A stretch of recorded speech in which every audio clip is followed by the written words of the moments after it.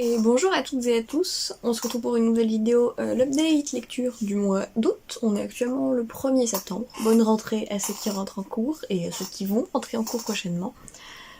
J'ai beaucoup moins lu durant ce mois d'août parce que premièrement j'ai commencé à travailler, donc j'ai un peu moins de temps pour lire. Et j'ai essayé de bosser du coup sur le temps que je ne passais pas au travail, de bosser sur d'autres projets perso.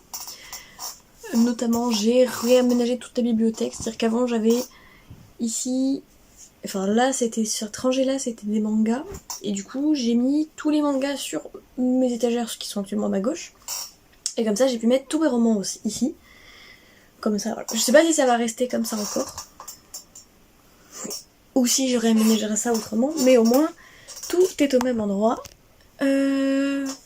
Au niveau de mes lectures, je vais commencer par les mangas. Il y en a pas beaucoup. J'ai lu très peu de mangas ce mois-ci comparé à ce que je lis d'habitude. Voilà. Déjà, j'ai lu le My Hero Academia Analysis. C'est beaucoup d'infos sur les personnages, genre comme ça, avec des citations, des relations, des petits... C'est beaucoup de trucs comme ça, donc sur tous les personnages, même genre des personnes très peu importants, ils ont juste un petit passage comme ça pour les montrer. Mais voilà, intéressant, un peu complémentaire du coup de l'animé, du manga, de ce que vous voulez, mais voilà. Et il y a des jolis stickers à la fin. Si jamais vous voulez l'acheter, vérifiez bien. Il y a 2 pages de stickers, vérifiez qu'elles n'ont pas été volées, parce que je sais que ça, il y a des gens qui les arrachent dans les rayons. Donc voilà. Ensuite, j'ai lu le tome 3 de Monster Girl Collection. Donc ça, je sais plus si je vous les ai déjà présentés. C'est en 4 tomes. Le 4e tome sort d'ici 2 mois, je crois. On suit du coup l'histoire d'une classe d'élèves dans une école de monstres. Et c'est la classe, la pire classe de l'école qu'on suit. Et voilà, c'est très dans l'humour, dans un peu Halloween. C'est mignon. J'aime bien. Du coup ça j'en ai parlé le mois dernier, Chat malgré moi, donc j'ai juste lu la suite, voilà, j'ai lu le tome 8, toujours aussi sympa, toujours aussi mignon.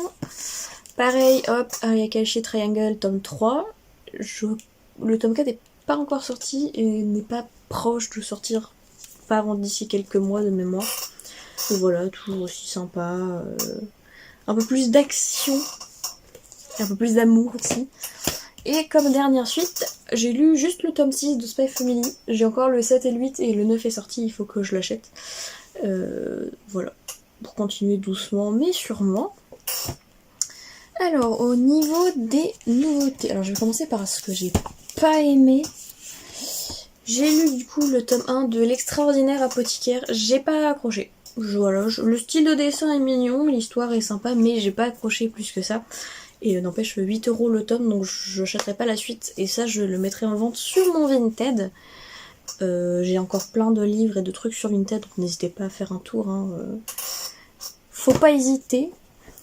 Et j'ai lu, du coup, petite nouveauté de chez Akata, le tome 1 et 2, donc c'est les 2 tomes de la série, de Les étoiles au bout des doigts. Ça, c'est pareil. Alors par contre, ça, c'est trop bien. Les couvertures, elles se complètent. Voilà.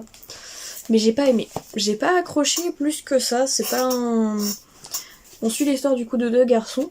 Donc, Minato B qui est donc celui-ci. Et Nari qui est celui-ci. Nari joue du piano. C'est un pianiste assez talentueux mais qui n'ose pas monter sur scène à cause d'un traumatisme passé. Et Minato B c'est juste un garçon qui veut apprendre à faire du piano pour faire plaisir à sa petite sœur qui veut chanter une chanson... avec quelqu'un de sa famille qui joue au piano. Et du coup, ils vont se rencontrer comme ça, et Nari apprendra à Minato B à jouer au piano, et l'aider à surmonter son traumatisme de la scène. Mais voilà, c'est mignon, mais ça m'a pas transcendé non plus, le style de dessin est assez basique. Donc ça, c'est pareil, je pense que je vais les mettre sur Vinted. Parce que, ouais, à 8€ le tome, voilà, je pense que je pourrais trouver quelqu'un si je les mets un peu moins cher. Mais voilà, pour les lectures que j'ai pas aimées. Et alors sinon, hop, notre nouveauté de chez Akata, c'est Ce printemps rémanent. J'avais juste pris le tome 1 pour voir et je sais que je vais acheter la suite. C'est trop mignon et assez original mais classique en même temps comme histoire. Ça continue l'histoire de Haruta, donc qui est cette jeune fille, qui est autrice de manga, et son premier manga c'est un succès phénoménal. Et maintenant on lui demande du coup de faire un autre manga, d'écrire et de dessiner un autre manga.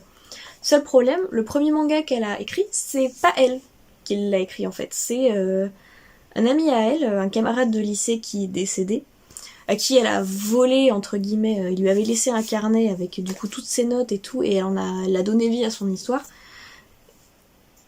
Et elle n'arrive pas à écrire, et un jour, elle va remonter dans le temps, retourner au printemps avant que du coup son camarade meure, d'où le nom Ce printemps est maintenant. Et pour rattraper, pour arranger les choses, pour essayer de le sauver, pour voilà, pour voir, pour retourner dans le passé, afin de le revoir et de lui trouver un moyen de lui offrir son succès, je dirais. Mais voilà, très sympa, très mignon. Le style de dessin typique shoujo, voilà. Très chou. Très... Voilà. Et voilà. Ensuite, je crois que j'ai quasiment lu que du Hakata, en fait, je viens de me rendre compte. J'ai lu, du coup, les 3 tomes de Les sorcières de la fin du monde. Ça, je voulais les acheter, je suis tombée dessus un peu par hasard sur les 3 tomes d'un coup. Généralement, les séries courtes, j'essaie de prendre tous les tomes d'un coup, comme ça, c'est fait. Et après, ça a traîné pendant très longtemps dans ma pile à lire, et je les ai enfin sortis et enfin lus, et c'est trop bien, c'était trop mignon, trop, j'ai bien aimé. On suit l'histoire de Marie, qui est donc cette jeune fille-là, et elle se retrouve dans une école pour sorcières alors qu'elle n'a aucun pouvoir magique, visiblement. Elle ne savait pas jusqu'à récemment qu'elle avait des pouvoirs, et elle est très très mauvaise en magie. Et donc, c'est cette jeune fille, Alice, qui va devenir sa tutrice. Et en fait, on apprend que elle a un pouvoir très très puissant et que ça peut détruire le monde comme le sauver. Et voilà, ça va être leur histoire à toutes les deux sur comment est-ce qu'elles vont sauver ou détruire le monde, du coup je ne vous dirai pas. Et c'est Ayuri, voilà, les deux, voilà. Je fais pas un dessin, mais très mignon, j'ai beaucoup aimé. Et dernière série de manga que j'ai lu, c'est les 3 tomes de Sans Complexe. Le tome 4 n'est pas encore sorti, et je crois qu'il n'y a même pas de date annoncée pour le tome 4. Mais très sympa aussi. Je m'attendais pas à faire spécialement grand chose, mais j'ai bien aimé. C'est quand même un manga avec un assez beau message. On suit l'histoire de Tsubomi, donc qui est cette jeune fille-là. Je crois, oui, il me semble que c'est ça. Qui finit le lycée, elle a aucun plan d'avenir, elle ne continue pas ses études et elle veut travailler, elle travaille à temps partiel dans un vidéoclub et elle vit encore chez ses parents. Et elle a une cousine qui devient populaire, qui est super jolie, super... alors que Tsubomi, elle est en surpoids et ça la complexe beaucoup, d'où le titre Sans Complexe. Et... ouais, c'est ça, c'est un manga sur comment s'accepter physiquement, comment... voilà. Je sais pas trop quoi dire de plus. C'est un beau message derrière, parce que du coup on suit un personnage qui est en surpoids, qui fait un régime pour perdre du poids, qui arrive à perdre du poids, mais qui a un coup dur dans sa vie, qui reprend tout son poids, qui culpabilise, comme beaucoup de monde, même moi en soi je me reconnais pas mal dans le personnage de Tsubomi. Et voir un manga... c'est sympa. C'est pas le genre de sujet qui est souvent abordé, donc ouais, contente de cette petite série. Au niveau des romans, il y en a 1, 2, 3, 4, 5, 6, 7 mangas. 7 romans, oh là, ça y est. Donc le premier que j'ai lu ce mois-ci, c'est L'année solitaire d'Alice Oseman, donc auteur de Heartstopper, comme mis sur le petit sticker impossible à enlever. Donc dans l'année solitaire, on suit l'histoire de Tori Spring, la grande sœur de Charlie. Et en fait, il faut savoir que ce roman a été écrit avant Heartstopper. Voilà. Il a été écrit avant Heartstopper et du coup, il est assez dur dans ses thématiques par moments. On suit du coup l'histoire de Tori qui est au lycée. Et il y a quelque chose dans son école, il y a un genre de mouvement révolutionnaire, un truc comme ça, qui a lieu, mais c'est très visé envers elle. Elle se rencontre assez vite que tous les petits trucs qui sont faits, c'est quand même bizarre. Ça la concerne de près ou de loin. Et ouais, voilà, elle est au lycée, elle est différente, sa meilleure amie, elle est super drôle. Elle revoit un garçon qui était dans sa vie il y a des années. Charlie, son frère du coup, attention spoil, Heartstopper. Il a des TCA et il se mutile, tout ça, donc c'est compliqué aussi. Et il y a Michael Holdens, le nouveau, et sauf qu'elle, voilà, fille pessimiste de son lycée, c'est compliqué au milieu de tout ça, et ouais.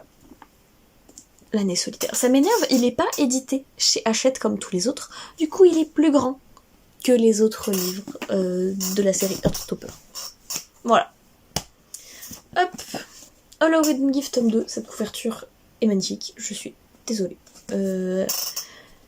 J'avais adoré le tome 1, ensuite dans le tome 1 l'histoire de Maeve, c'est une cancre dans une école catholique et elle est souvent punie dans ce qui s'appelle le fumoir, je crois que c'est comme ça qu'ils l'appellent. C'est juste un vieux KGB et un jour elle est de corvée de le ranger et dans ce KGB elle va trouver un jeu de tarot et elle se rend compte qu'elle a un don littéralement pour le tarot. Sauf que c'est un jeu de tarot un peu spécial parce qu'il y a une carte qu'il n'y a pas dans le tarot de Marseille de base, c'est la carte de la gouvernante. Et un jour elle va faire un tirage à sa meilleure amie et cette carte va sortir et sa meilleure amie va disparaître. Et du coup ça c'est la suite de leurs histoires, donc je peux pas trop en dire parce que ça spoil du coup le tome 1. Mais on retrouve du coup Lily avec... on retrouve May avec Lily, Fiona et Ro et ils ont une nouvelle aventure par rapport à la magie et voilà. Sachant que dans ce roman, celui-là, dans cette série de romans, du coup c'est une trilogie je pense, il y a un tome 3 ça se finit pas au tome 2, donc je pense qu'il y a au moins un tome 3. Tout ce qui est représentation LGBT c'est assez mis en avant mais sans être non plus le cœur principal de l'histoire, c'est-à-dire que le personnage de Ro est un personnage non binaire, il y a aussi le personnage de Miel qui est pas mal mentionné qui est non binaire. Ouais. Et on a aussi tout ce qui est... comment il s'appelle ? Les enfants de... Comment ça s'appelle ? Les enfants de Birgit dans l'histoire, c'est du coup un genre de secte catholique qui est contre tout ce qui est LGBT. Donc on a aussi ce point de vue de l'histoire et pas juste « Oh là là, les gens LGBT, c'est cool ». Voilà. Mais j'ai quand même préféré le tome 1 et voilà, j'attends le tome 3 maintenant. Ensuite, j'ai lu... Voilà, j'étais dans ma période Stranger Things, donc j'avais acheté celui-là, et du coup l'autre qui est Suspicious Man qui doit être rangé derrière. J'ai beaucoup moins aimé celui-là, j'ai beaucoup moins accroché. On suit l'histoire de Hopper, de Jim Hopper, avant qu'il revienne à Hawkins. C'est-à-dire que Jim Hopper fait l'armée du Vietnam, fait l'armée pendant la guerre du Vietnam plutôt, et il revient et il déménage à New York avec sa femme et sa fille. Et c'est l'histoire de sa plus grosse enquête au cœur de New York qu'il raconte du coup à Elf dans leur petite maison, donc dans la saison 2. Voilà, ça se passe dans la saison 2.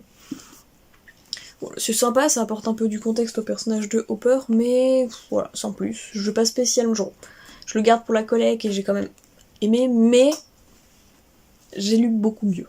Genre l'autre, Suspicious Man, est beaucoup mieux. Et maintenant, il faut que j'achète celui sur Robin, celui sur Max et celui sur Lucas, qui est sorti il y a pas longtemps également. Ensuite, 1000 baisers pour un garçon. Alors ça, j'en ai entendu beaucoup de bien et beaucoup de mal sur TikTok avant de le lire, et il existe en grand format, je l'avais trouvé en grand format, mais vu que j'avais des critiques assez mitigées, je l'ai pas pris en grand format, et j'ai fini par le trouver en poche, donc je l'ai pris. Et moi j'ai adoré pour le coup. On suit du coup l'histoire de Poppy et Rune qui se connaissent depuis qu'ils ont 5 ans, 4-5 ans, un truc comme ça. Pour Rune qui habitait en Norvège, emménage dans la ville de Poppy, c'est son voisin, littéralement leurs fenêtres sont en face dans leur maison. Et ils vont tomber amoureux, et l'année de leurs 15 ans, je crois que c'est ça.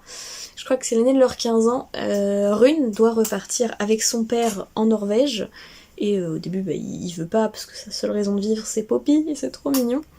Sauf qu'un jour, Poppy ne répond plus à ses messages, n'envoie plus de messages, ne donne plus de nouvelles, et même les amis de Rune à l'école lui disent Elle ne vient même plus en cours. Et Rune, après c'est 2 ans après ça, revient. Et Poppy revient également en même temps dans cette ville. Voilà. J'en dis pas plus, après c'est du spoil, mais très triste, très beau. Et par rapport au titre, du coup, 1000 baisers pour un garçon, c'est parce que dans le chapitre 1, la grand-mère de Poppy est malade, elle va mourir et elle lui donne un bocal avec 1000 petits cœurs sur lequel elle devrait écrire les 1000 baisers les plus importants de sa vie. Voilà. Et Rune promet que c'est lui qui remplira les 1000 baisers de son bocal.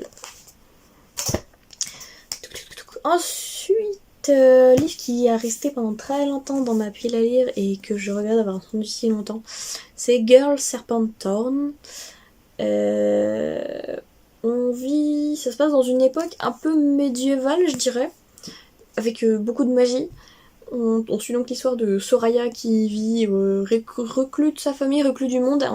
Elle est maudite et depuis qu'elle est petite, sa mère lui raconte l'histoire qu'en gros elle aurait sauvé quelqu'un et que vu que cette personne avait été capturée par quelqu'un d'autre, cette autre personne l'a maudite.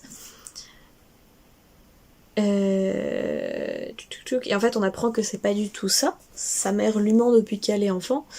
Et voilà, en gros, son frère va capturer un des monstres du coup du clan de ceux qui l'auraient maudite. Et du coup, elle va aller poser des questions et c'est pas du tout les réponses auxquelles elle s'attendait. Ça lui fait se poser encore plus de questions et elle finit par en apprendre de plus en plus. Voilà, sachant que c'est une princesse du coup qui vit cachée et qui est puissante, bordel, une femme puissante dans les romans. C'est compliqué à expliquer, mais c'est vraiment très bien. J'ai vraiment adoré. Et la couverture est magnifique en plus. Donc que dire de plus, hein. Avant-dernier livre, pareil, celui-là je l'ai acheté le jour de sa sortie et je l'ai lu que ce mois-ci, c'est After Love. Du coup, dans After Love, on suit l'histoire de Ash et de Poppy, encore une Poppy. Donc Ash et Poppy. Et un soir, Poppy non, Ash décide de passer la soirée avec Poppy et sa mère va l'appeler en catastrophe en lui disant mais tu fous quoi, tu rentres. Et elle va avoir un accident de voiture et mourir. Et en fait, elle est la dernière jeune fille à mourir la nuit du 31, genre à 23h59. Et elle devient du coup une grande faucheuse. Sauf que du coup, elle ne peut plus vivre avec Poppy et c'était sa plus belle histoire d'amour. C'est sa première vraie histoire d'amour en fait. Et elle va tout faire pour que même la mort ne puisse pas les séparer et voilà. Et il y a des petits dessins au bout des pages.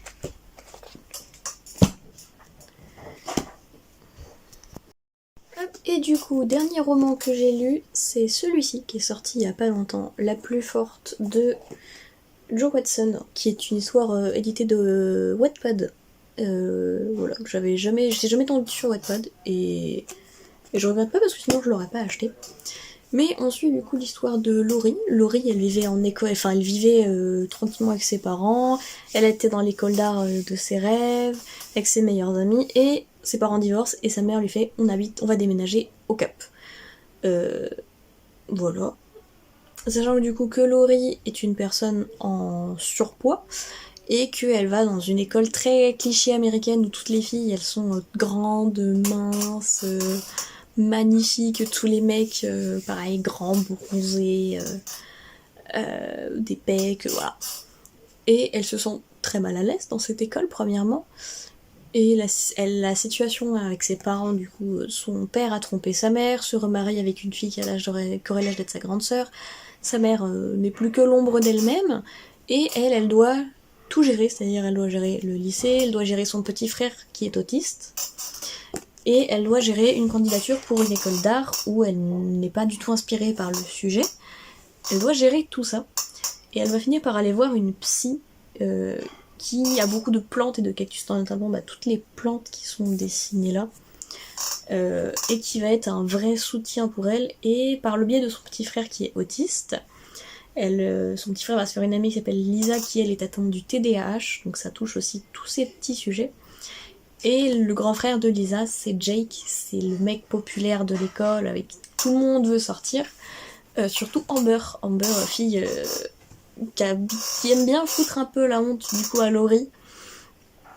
Voilà, mais très beau livre du coup sur... Déjà ça parle de troubles comme l'autisme et le TDAH, c'est rare. Et on suit du coup un personnage en surpoids, mal dans sa peau, qui évolue pour être bien dans sa peau. C'est vraiment comme Sans complexe en fait. C'est un beau message par rapport à sa propre vision de soi-même et sa confiance en soi juste pour un poids en soi. Genre tout le monde a un corps différent les uns des autres. Parce que tu fais que plus que quelques kilos de plus que ta voisine ne fait pas de toi une meilleure personne ou une moins bonne personne qu'elle. Mais ouais, très beau livre aussi.